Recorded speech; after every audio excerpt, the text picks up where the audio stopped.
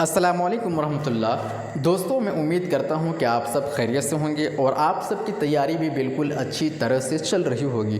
آج کی اس ویڈیو میں کچھ ایسے معروضی سوالات پر ہم لوگ بات کرنے والے ہیں، ڈسکس کرنے والے ہیں جو تقریباً ہر ایگزام میں پوچھا جاتا ہے، چونکہ یہ سوالات ایسے ہیں جو NCERT پر مبنی ہیں اور اردو زبان کے آغاز و ارتقاء اور اردو زبان کی پیدائش سے متعلق جتنے بھی کوشچنز اکثر ایگزام میں پوچھے جاتے ہیں، ریپیٹ ہوتے ہیں بار بار، وہی کوشچنز کو میں نے لایا ہے اور NCERT بک سے بنایا ہے۔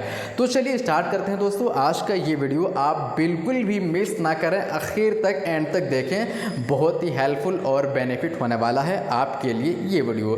تو فرسٹ کوشچن ہے، دنیا کی زبانوں کا سب سے بڑا خاندان کیا ہے؟ ہند آریائی، ہند یورپی، کلاسک سنسکرت، کوئی نہیں۔ آپ کو تیاری اس طرح سے کرنی ہے، اگر سلیبس میں اردو زبان کی پیدائش اور اردو زبان کا ارتقاء ہے تو اس پر مبنی جتنے بھی سوالات ہیں، جتنے بھی چیزیں ہیں، سب آپ کے ذہن میں رہے تاکہ کوئی بھی کوشچن مس نہ ہو پائے۔ تو کیا ہے؟ دنیا کی زبانوں کا سب سے بڑا خاندان کیا ہے؟ ہند آریائی، ہند یورپی، کلاسک سنسکرت، کوئی نہیں۔ تو اس کا رائٹ آنسر کیا ہے؟ دنیا کی زبانوں کا سب سے بڑا خاندان جو ہے وہ ہے ہند یورپی۔ ہند یورپی یہ سب سے بڑا خاندان ہے دنیا کی زبانوں کا۔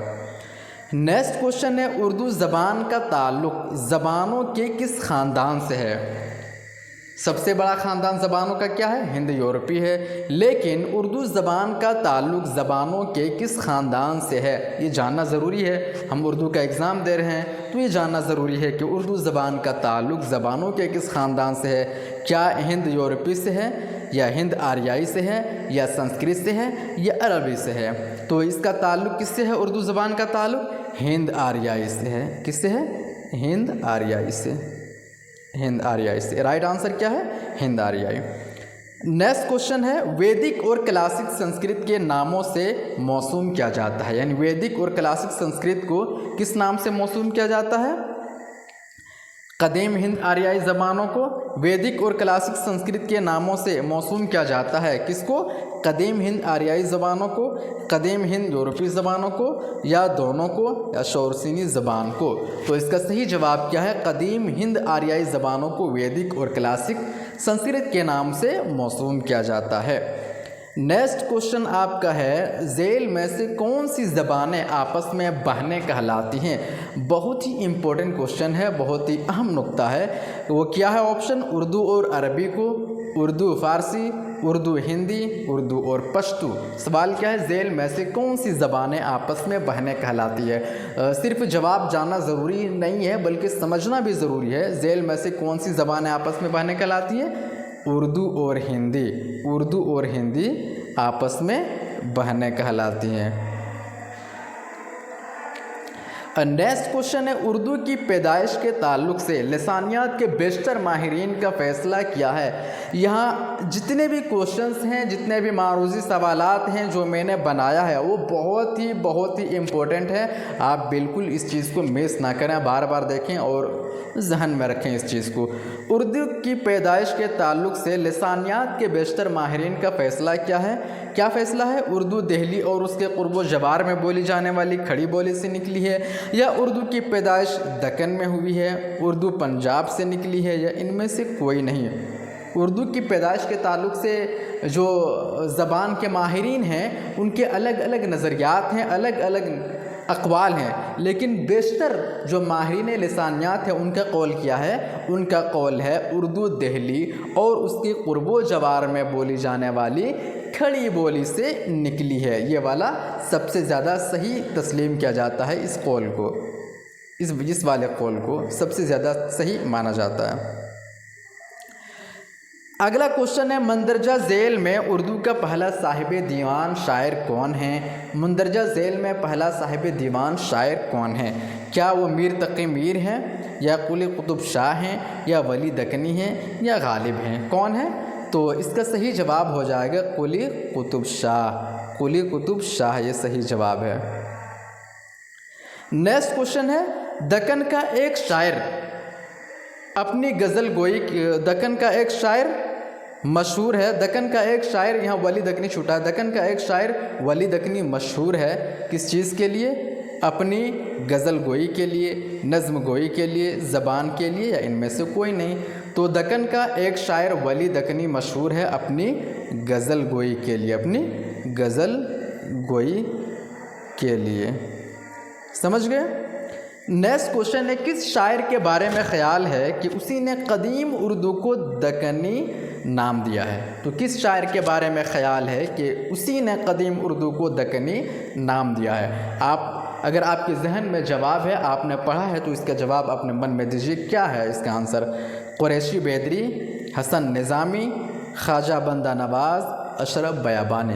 کیا صحیح جواب ہے؟ تو قریشی بیدری اس کا صحیح جواب ہے۔ اس ویڈیو کو دیکھنے کے بعد آپ کو پتہ چل جائے گا کہ کس طرح کے سوالات آ سکتے ہیں اور کس طرح کے کوشچن بن سکتے ہیں اور کس لیول کا کوشچن میں نے تیار کیا ہے۔ اس کوشچن سے، ان سوالوں سے کتنا بینیفٹ آپ کو ہونے والا ہے، کتنا فائدہ آپ کی تیاری میں ہونے والی ہے۔ تو اس طرح کے ویڈیوز کو آپ بالکل بھی مس نہ کریں، میں محنت کر کے آپ کے لیے ویڈیو بنا رہا ہوں۔ اگلا کوشچن ہے، مندرجہ ذیل میں کس شاعر کا تخلص شہباز ہے؟ مندرجہ ذیل میں کس شاعر کا تخلص شہباز ہے؟ آپشن اے ہے خواجہ بندہ نواز گیسو دراز، بی ہے اشرف بیابانی، نیکسٹ ہے حسن نظامی، اور ایک ہے قریشی بیدری۔ تو کس کا تخلص شہباز ہے؟ تو اس طرح کے سوالات بن سکتے ہیں۔ تو خواجہ بندہ نواز گیسو دراز کا کیا ہے؟ تخلص شہباز ہے۔ اس لیے میں باریک سے باریک کوشچن بنانے کی کوشش کی ہے اور آپ جم کر تیاری کریں۔ اس لحاظ سے یہ سوچ کر آپ کو تیاری کرنا ہے کہ یہ لاسٹ موقع ہے، لاسٹ چانس ہے، پھر دوبارہ موقع ملنے والا نہیں ہے۔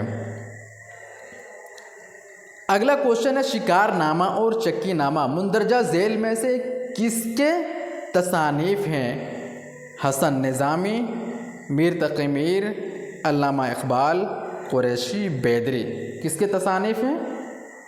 حسن نظامی کے۔ صحیح جواب کیا ہے؟ حسن نظامی کے۔ نیکسٹ کوشچن ہے، حسن نظامی بیدری کا نام کیا تھا؟ آپشن ایک ہے شہباز، دو ہے محمد محسن، حسن بیدری، اور اس کے بعد ہے فخر الدین۔